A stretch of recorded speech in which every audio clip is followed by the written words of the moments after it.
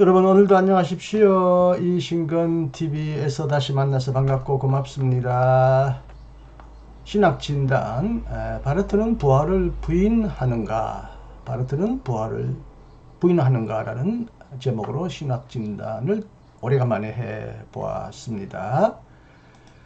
제가 이신근 유튜브를 시작하면서 다양한 콘텐츠로 여러분을 만나보는데 그 중에 하나가 신학 의 중요한 내용을 한번 진단해보고 해석해보면서 올바른 신학을 찾아가려는 그런 노력을 하고 있는데, 그 중에 하나가 신학을 잘못 이해하거나 잘못 오해하거나 악의적으로 공격하는 그런 잘못된 유튜버를 제가 찾아서 이들의 잘못을 정확하게 설명해드리고 시정을 요구하는 그런 유튜브를 만들어 보았는데, 특히 이제 보수 계열의 신학대학 교수님이나 목사님들 중에서는 현대 신학자들을 공격을 하고 비판은 할 수 있어도 아주 악의적으로 잘못 비판하는 경우를 봅니다. 대표적인 분 하나가 총신대에서 얼마 전에 은퇴하신 서철원 교수님인데, 바르트가 삼위일체를 부인했다. 이분은 뭐 현대 신학자들이 거의 신도 하나님도 부인했다고까지 아주 극단적인 말을 하시는데,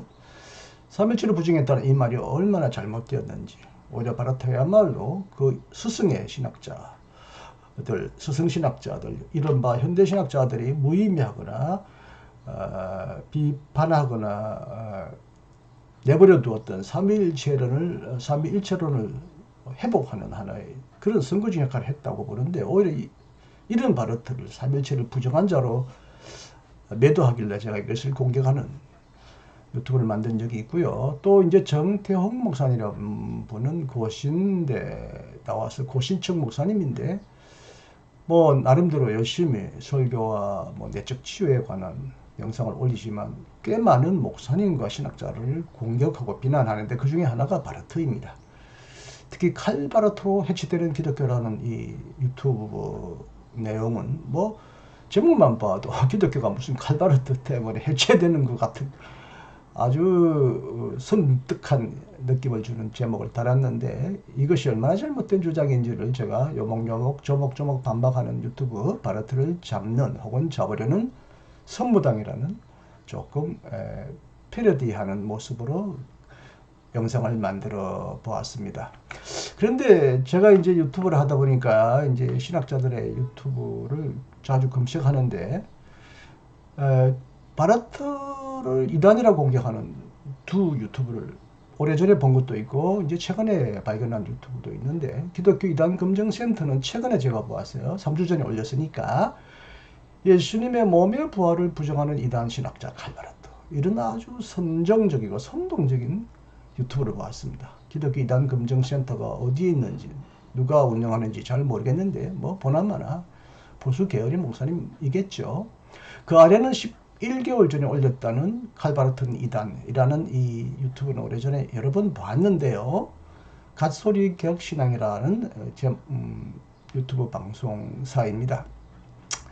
하도 내용이 허황하고 가짜나서 상대도 안 했습니다. 상대하는 것 자체가 시간 낭비인 것 같고, 이 사람들은 그냥 공격 자체가 그냥 목적이지 뭐 사실이 여부가 정확한 게 아니게 여기는 사람 같아서, 아이고 뭐 이 사람들 비판하는 것 자체가 내가 내가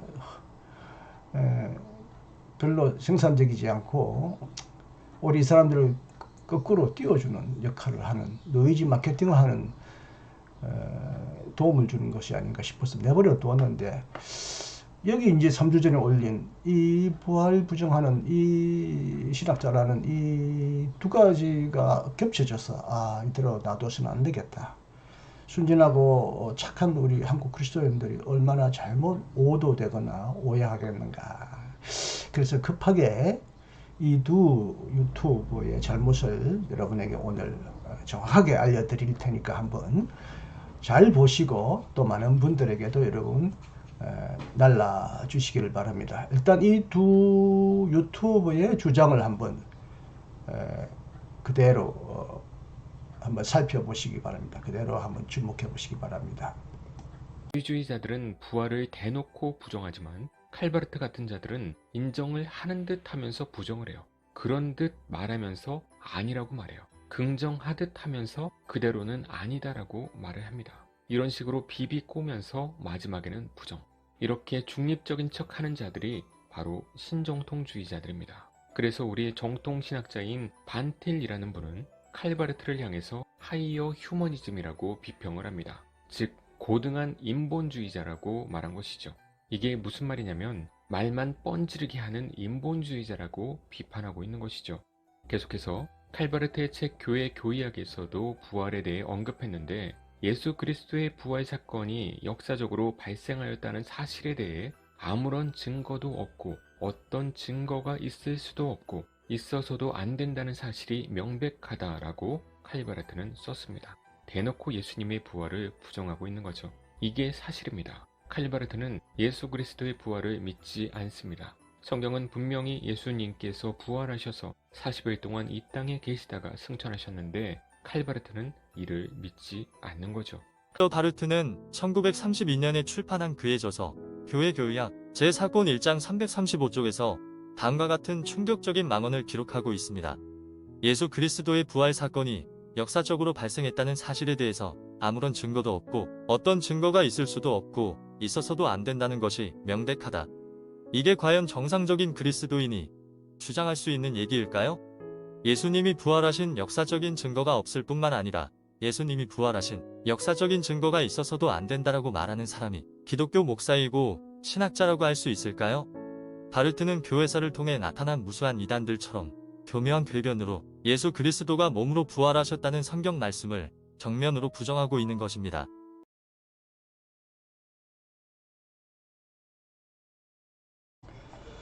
잘 보셨죠? 특히 갓소리 개혁신앙은 바르트가 마리아 동정녀 탄생을 부인했다고 또 공격하는데요. 현대신학자 중에서 거의 유일하게 동정녀 탄생을 강하게 변호하는 칼바르트를 오히려 거꾸로 동정녀 탄생을 부인하는 자로 매도하는 것도 참 우습고요. 일단 두 유튜버가 공통적으로 바르트를 비판하는 근거는 바르트가 예수의 부활, 몸의 부활이라고 그러는데요. 부활이라면 몸의 부활이죠. 부활 사건을 부정했다면서 둘이 똑같은 말을 해요. 위에 예수 그리스도의 부활 사건이 역사적으로 발생하였다는 사실에 대해 아무런 증거도 없고 어떤 증거가 있을 수도 없고 있을 수도 안 된다는 사실이 명백하다. 이 바르트의 주장을 소개하는데 칼바르트의 교의학 중이라고만 돼 있어요.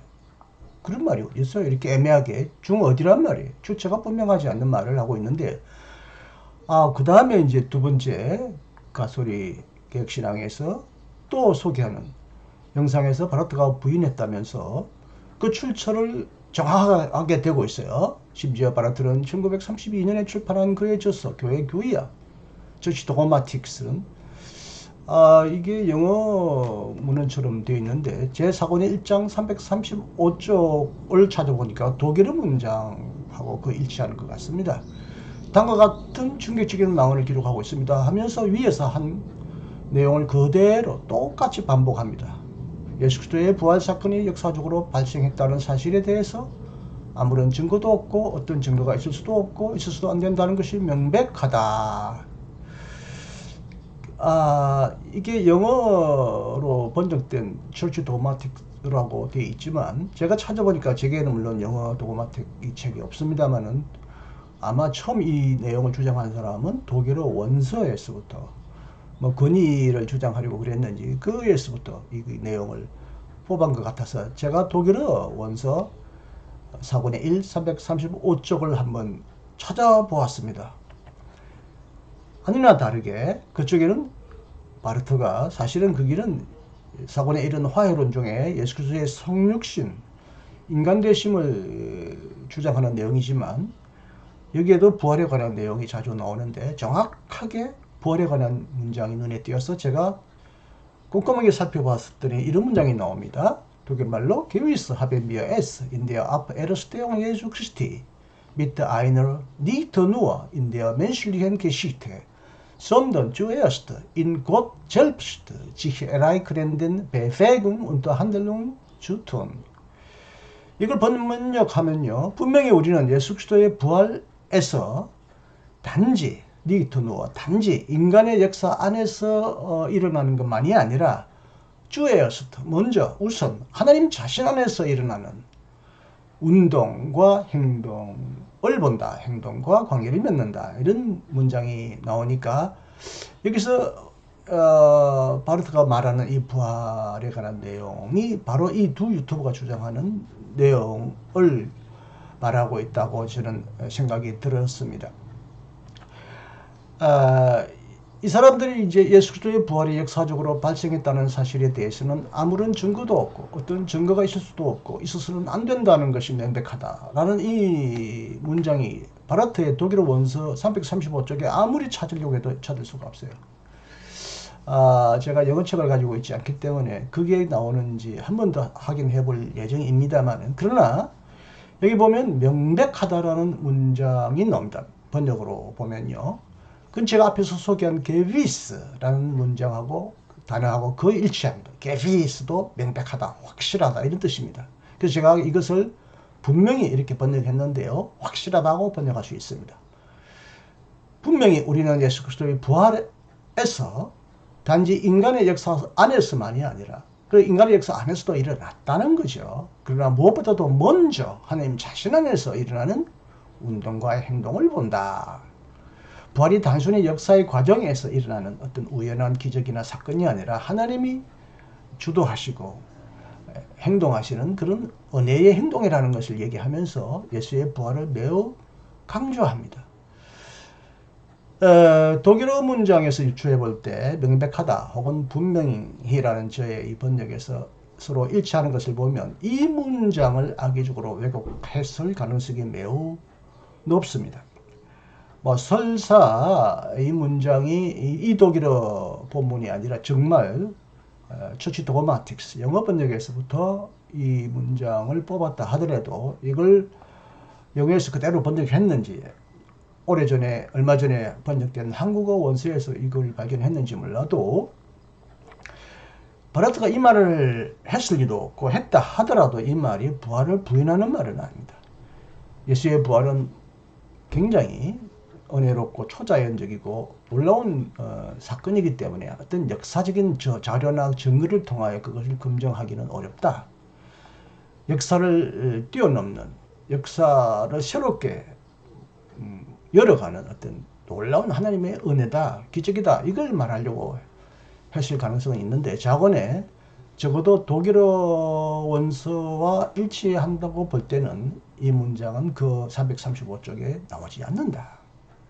왜냐하면 여기도 부활을 말하고 있고 명백하다, 분명히 게비스라는 이 문장을 보면 서로가 이 문장에서부터 악의적으로 왜곡하거나 오역했을 가능성이 높습니다. 자건에 누가 먼저 이런 비열한 공격을 했는지 시작했는지 궁금해집니다. 앞에서 소개한 두 유튜버들이 독일어를 읽고 문장을 해독했을 능력이 있다고 보기는 어렵습니다. 아마도 갓소리 개혁신앙이 소개한 코넬리우스 반틸이 이런 주장을 했거나 코넬리우스 반틸은 바르트 신학을 가장 맹렬하게 공격하는 아주 극단적인 개혁주의자라고 할까요? 보수적인 신학자인데요.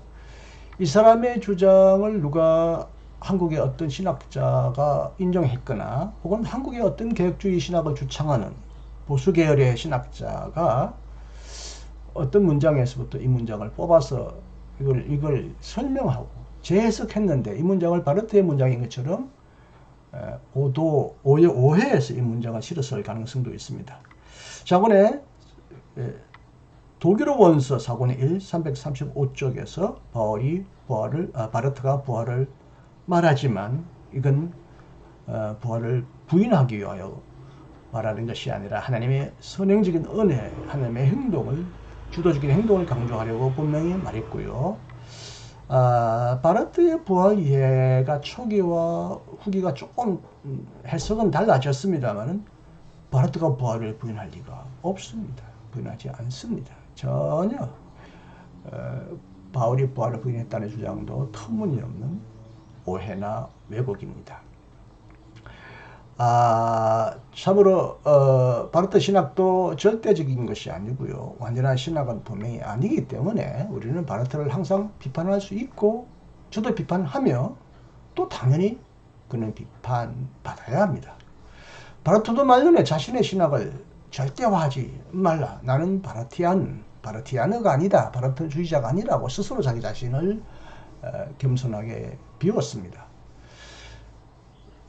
그러나 바르트를 제대로 비판하려면 그의 문장을 정확하게 이해하고 글의 출처도 정확히 밝혀야 합니다.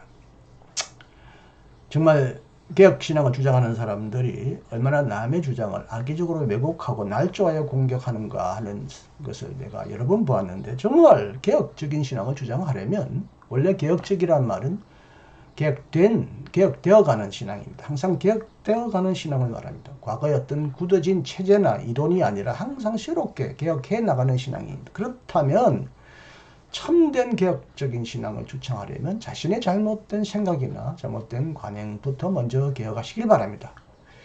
갓소리라는 말을 저는 무슨 소리인지 모르겠습니다. 갓하면 저는 한국에 옛날 사람들이 쓰던 이런 모자 갓을 말할 리는 없겠고, 제 오해일지를 몰라도 갓 하나님 같은 느낌이 듭니다. 그럴 리가 없을 텐데요. 어떻게 자신이 하나님 소리라고 할까요?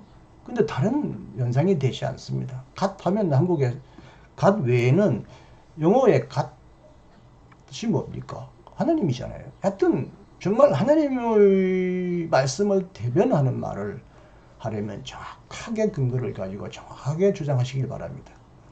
흔히 갓을 뒤집어서 비웃는 사람이 독이라고 말합니다. 개도 아무런 근거 없이 허공을 대고 마구 짖지는 않습니다. 근거 없이 짖는 개는 없습니다. 이런 잘못은 이들에게 잘못된 주장을 주입한 불량한 악의적인 신학자들에게 먼저 있다고 보여집니다.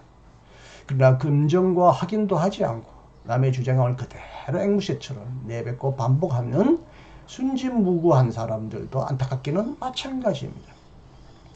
그들은 바르트가 교회교약에서 바로 그들이 근거를 대고 있는 교회교약 사권 1, 2, 3에서 말한 세 가지 죄악, 교만, 태만, 기만 중에서 기만이라는 막중한 죄를 짓고 있는 것은 아닌지 스스로 되돌아보고 속히 잘못된 주장이라면 회개하기를 촉구합니다.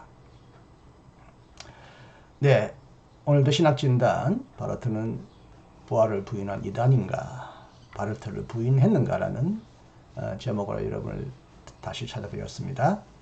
다음 시간에도 신학진단이라는 이름으로 어떤 주제로 여러분을 만나게 될지 저도 기대가 됩니다. 여하튼 잘못된 신학을 고발하고 공격하기보다는 올바른 신학을 세워나가는 일에 제가 더 쓰임을 받았으면 좋겠는데요. 현실은 그렇지 않네요. 자, 이 잘못된 주장을 여러분 제대로 파악하시고 혹시 이런 유튜브에 현역되어서 바르트를 오해하는 사람도 주위에 있는지 살펴보시며 바르트를 신격화하거나 절대화하지 않되 결코 어떤 신학자라도 근거 없이 악의적으로 왜곡하는 이 잘못된 버릇은 정말 잘못된 것임을 모든 사람들이 깨닫게 되는 그런 기회를 삼기를 바랍니다. 여러분 안녕히 계십시오. 감사합니다. 신근이었습니다.